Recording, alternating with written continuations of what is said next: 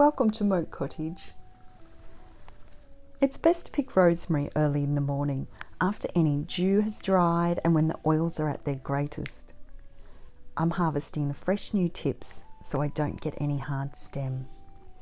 Rosemary is a rich source of anti-inflammatory and antioxidant compounds which are said to give the immune system a boost and improve circulation to the blood. I just like the flavour. I do recommend you don't consume too much rosemary when you're pregnant though. Place the leaves in a bowl and chop them up.